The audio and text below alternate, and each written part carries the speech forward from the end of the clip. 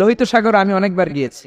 Red Sea, it's border sea between KSA, the Kingdom of Saudi Arabia and the Arab Republic of Egypt. মিশর এবং Saudi আরবের মাঝখানে border সাগর, এটা লোহিত সাগর। এটার এই মাথায় দাঁড়ালে ওই মাথায় সৌদি আরব। সুবহানাল্লাহ কইবেন না?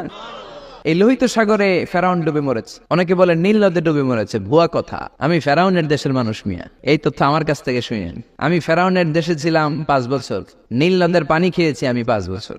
সরাসরি নীল নদ থেকে নিয়ে খাই নাই। আবার মিশরের সরকার রিফাইনিং করে, পরিশোধন করে পাইপলাইনের মাধ্যমে গোটা মিশরে ছড়িয়ে দিয়েছে। নীল নদ লম্বায় সবচেয়ে বড়, আড়াআড়িতে বড় নয়। আপনি ভালো সাঁতার জানলে আড়াআড়ি পাশের দিক থেকে আপনি নীল নদকে ক্রস করে ওদিকে চলে যেতে পারবেন। কিন্তু লম্বা এটা 6,695 কিলোমিটার লম্বা, পৃথিবীর সবচেয়ে বড় নদ। এটা জান্নাতের নদ।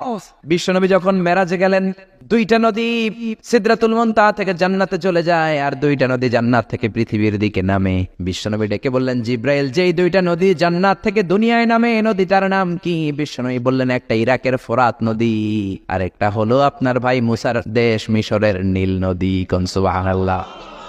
ফেরাউন বলল, আমি জীবনে মুসারে আসতে দিব না পৃথিবীতে। আল্লাহ বললেন, তোর ঘরে আমি মুসারে বড় করে ছাড়বো। কোন ঠিক কিনা? মুসার মা মুসা আলাইহিস সালামকে সিন্ধুকে করে এই নীল নদে ভাসিয়ে দিয়েছেন। ফেরাউন এই নীল নদে মরে নাই, সে মরেছে লোহিত সাগরে মরে। বিশাল লোহিত সাগরের রাস্তা হয়ে গেল।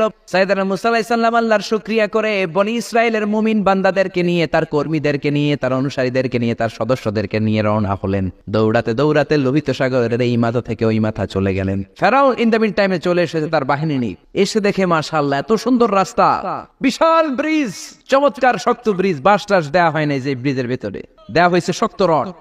এই ব্রিজ দেখে তো মহা খুশি, মনে হয় যেন ওর বাবার টাকায় ব্রিজ বানানো হয়েছে। সে অর্ডার করলো, march on the bridge, march on my soldiers on the bridge and try to reach Musa. আমার এই সামনের ব্রিজটা পার হয়ে যাও, মুসাকে খপ করে ধরে নাও, আল্লাহকে দ্বারা ধরাইতেছি আমি। ফেরাউনের অর্ডার শুনে সেনাবাহিনীরা লেফট রাইট করে মার্চ করতে শুরু করলো। যেতে যেতে ব্রিজের এই মাথা থেকে ফেরাউন সহ সৈনিকেরা যেতে যেতে ব্রিজের মাঝ বরাবর যখন চলে এসেছে, আল্লাহ মুসারে ডেকে বললেন, ও মুসা, অ্যাকশন নিবার মনে চায় কিনা? মুসা নেই বললেন, মনে চায়। অনেক জ্বালাইছে বেয়াদবটা আমারে, ঘুমাইতে দেয় নাই, খাইতে দেয় নাই, খালি হামলা চালায়। এখনো এরকম মুসলমানদের ঘরে ঘরে হামলা আসরা নাই।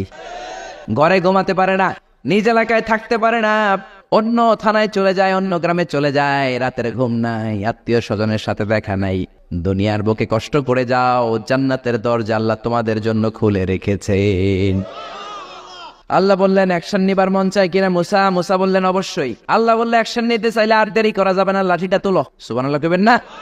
মুসা আলাইহিস সালাম লাঠি তুললেন। লাঠি তোলার সাথে সাথে